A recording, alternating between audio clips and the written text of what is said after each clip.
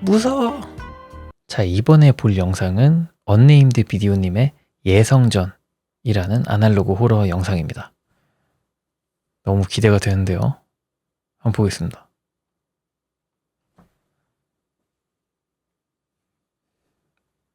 노약자, 임산부, 심약자, 청소년, 쫄보는 시청 금지입니다. 네.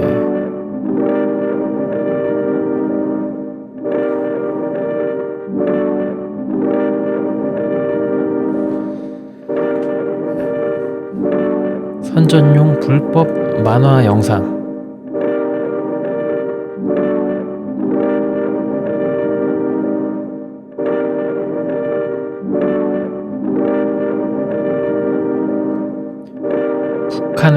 북한에서 이제 남한의 어린이들에게 혼란을 주기 위해 만들었다는 컨셉이죠. 신이 내린 선물, 무주, 반딧불 사과. 아버지, 나는 누구예요?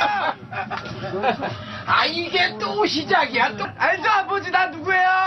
몰라서 물어? 나도 잘 몰라.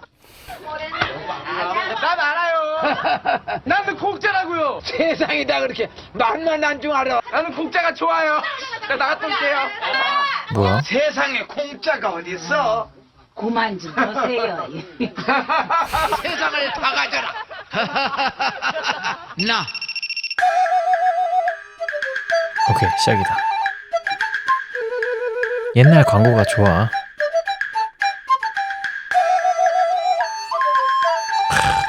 옛날 옛적에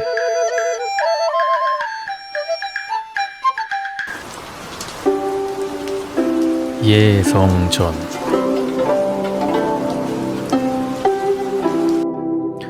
옛날 옛적에 예성이라는 조그마한 마을이 있었다. 마을 자체가 워낙 외지에 있고 큰 강으로 둘러싸여 있어서 외부와의 교류가 거의 없는 가난한 마을이었다. 예성의 겨울은 매우 혹독하였는데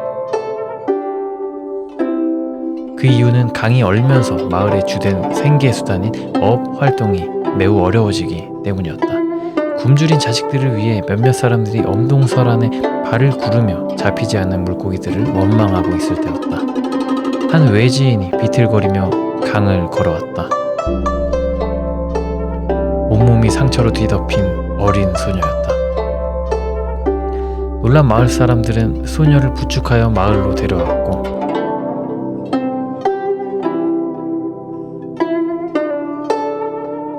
소녀의 상처를 치료하고 얼어붙은 몸을 녹여주었다.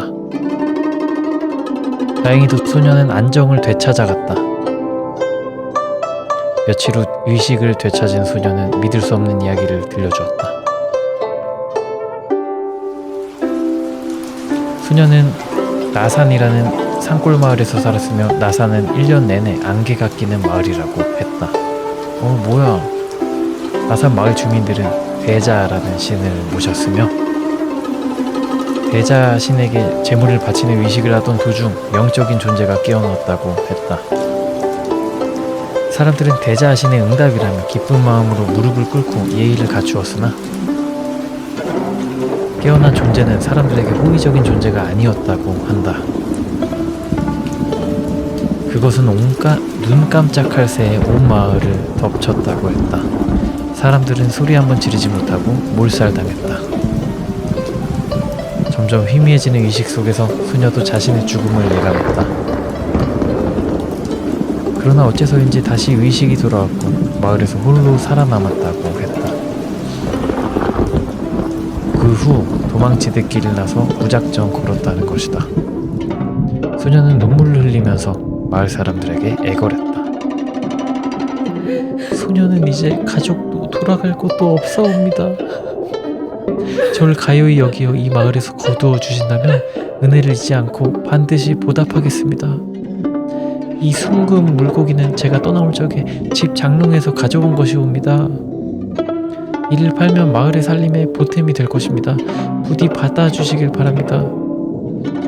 어림칙하는 의견도 있었지만 대부분의 마을 사람들은 가엾다는 이유로 소녀를 받아주기로 하였다. 또 다들 입 밖으로 내진 않았지만 순금을 팔면 마을 모두가 배불리 먹고도 남을 음식을 구할 수 있다는 점도 거부할 수 없는 조건이었다. 소녀는 아픔을 딛고 마을에 정착해 나갔다. 소녀는 대부분의 시간을 마을의 어린 동생들을 돌보며 지냈다. 슬픔에 잠긴 모습이 대부분이었지만 마을 사람들은 소녀를 복덩이로 여겼다. 그 이유는 소녀가 온 후로 강에는 매일같이 숭어떼가 몰려왔고 커다란 돼지가 마을로 내려와 12마리의 새끼를 낳았으며 마을 어귀 죽은 나무에서 새순이 돋아났기 때문이다. 그러나 한편으로는 소녀의 정체와 관련된 불길한 소문도 무성했다. 나도 좀 그런데. 소문의 내용은 소녀가 귀신 혹은 마귀라는 것이었는데 소녀가 유난히 이뻐하는 아이들은 원인을 알 수 없는 피부병에 걸리기도 하고 소녀가 손을 댄 음식은 반나절도 되지 않아 고약한 냄새와 함께 구더기가 들끓는다는 것이었다. 한번 피어오른 위심은 꺼지지 않고 불길처럼 번져나갔다. 그러다 결국엔 사달이 났는데 소녀를 불길하게 여기던 주연댁이 정체를 실토하라며 드자비를 한 것이다. 마을 사람들이 지켜보는 가운데 소녀는 억울하다며 울부짖었고 소녀가 울기 시작하자 하늘에 구멍이 뚫린 듯 비가 쏟아지며 검은 물체들이 떨어졌는데 그것은 다름 아닌 물고기였다. 물고기들이 비와 함께 내린 것이다. 마을 사람들의 위심은 확신으로 변했다. 마을 사람들은 소녀를 결박하고 끌고 가 예성에 올 목적을 추궁했다. 수일간 이뤄진 추궁과 고문 끝에 사람들은 다음과 같은 사실을 알아차렸다. 소녀가 슬픔을 느끼거나 고통을 느낄수록 반대로 마을은 경사스러운 일이 일어난다는 것이었다. 그리고 이것은 마을 사람들에게 매우 훌륭한 구실이 되었다. 소녀를 고문하는 것은 마귀를 처단하는 정의로운 행위이자 마을의 번영을 가져오는 일석이조의 행위였기 때문이다. 이제는 소녀가 어떤 말을 하여도 그 누구도 그녀의 말에 귀 기울이지 않았다. 그리고 매일 죽음의 문턱까지 가는 잔혹한 고문이 이어졌다. 소녀의 피와 고통스러운 비명은 예성을 쌀과 물고기 그리고 가죽이 넘쳐나는 풍요로운 마을로 만들어 주었다. 아니 풍요를 넘어 곳간에 식량이 넘쳐 흐르고 더 이상 채워넣을 자리도 없었다. 그럼에도 소녀를 향한 고문은 멈추지 않았다. 안돼. 어김없이 고문하러 온 사람들 앞에서 처참한 몰골의 소녀가 갈라진 입술을 겨우 움직이며 말했다. 아재, 이제 충분하지 않아요? 이만하고 저 좀 그냥 놓아주세요. 덕도 없는 소리 하지 마라. 이대로 풀어주면 네가 무슨 저주를 내릴 줄 알고. 그리고 너 혼자 불행하면 모두가 행복한데 그게 그리 억울하냐 이기적이냐. 인두. 아재는 달군 인두로 소녀의 종아리를 찢었다.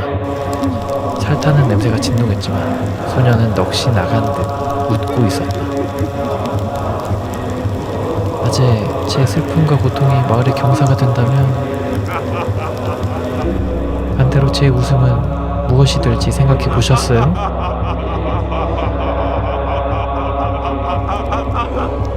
구더기.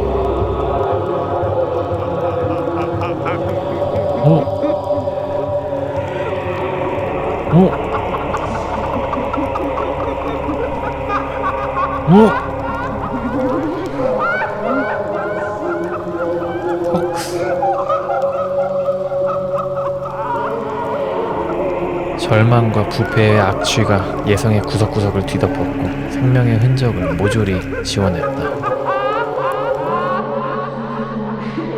홀로 살아남은 소녀는 아물지 않은 고통의 흔적을 지닌 채 후련히 다른 마을을 찾아 떠났다고 한다.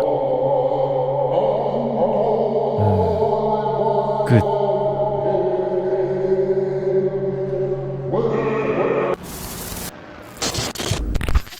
뭐야? 방금 사진 뭐야?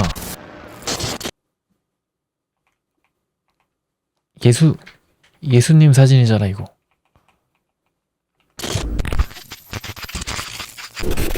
아까 그 소녀가 고문받았던 게 이제 십자가 모양이라 가지고 이게 무슨 일일까? 눈 하나인 게 복선 같아요. 그죠?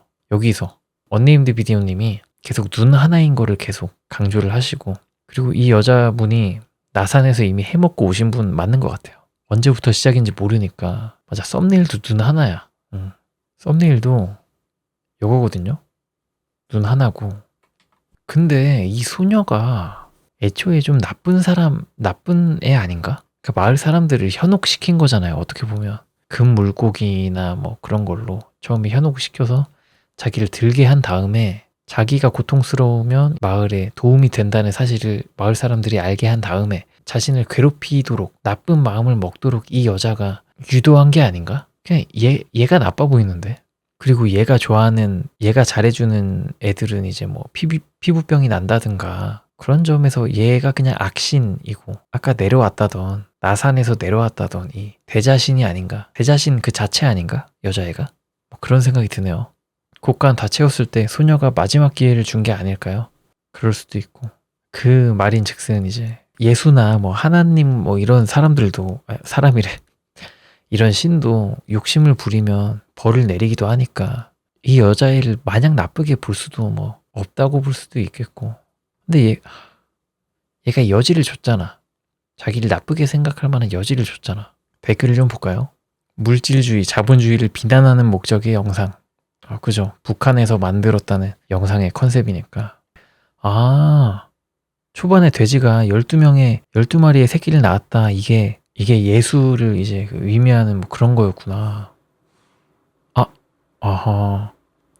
요런 그 고봉밥 댓글이 있네요. 성경 속 예수가 만약 앙심을 품었다면? 이라는 주제가 생각이 나네요. 예수는 자신을 죽음으로 몰고 간 유대인들을 죽는 그 순간에서도 끝까지 용서하였지만 이 작품에 나오는 영적인 존재는 그렇지 않았죠. 나신이라는 장소도 나사렛과 이름이 비슷하고 예성이라는 곳도 예루살렘과 이름이 비슷하다고 생각합니다. 성경 속 예수는 다른 사람들의 죽음을 위해 기꺼이 목숨을 내놓지만 이러한 희생과 공리주의적 접근이 과연 타당하고 옳은 일인지를 예수와 비슷한 소녀를 통해서 물어보는 것 같네요. 또한 소녀가 계속해서 돌아다니며 마치 사람들에게 일종의 시험에 들게 하는 것도 예수가 돌아다니면서 자신의 믿음을 전파하고 다른 사람들을 시험에 들게 하는 것과 유사하다고 생각했습니다. 차이가 있다면 예수는 용서를 하였고 소녀는 인간에게 100% 우호적이지 않았다고 볼 수 있겠네요. 다만 모두 파멸을 맞이한 것은 결국 인간들의 선택과 책임이라는 점이 인상 깊습니다. 소녀의 말을 믿지 않고 나중에는 아예 듣지도 않았던 것도 역시 인간의 선택이었고요. 예수를 십자가에 매단 것은 빌라도, 제사장들도 아닌 결국 예루살렘 주민들이었던 것처럼요. 역시 믿고 읽는 고봉밥이네요. 이게 맞네. 나산이 이제 나사렛이고 예성도 이제 예루살렘이고. 그러니까 저는 사람이 원래 저런 소녀가 있으면 저도 막 사랑으로 보듬어 줄 것만 같진 않거든요. 왜냐면 마을에 해를 끼칠 존재 같잖아.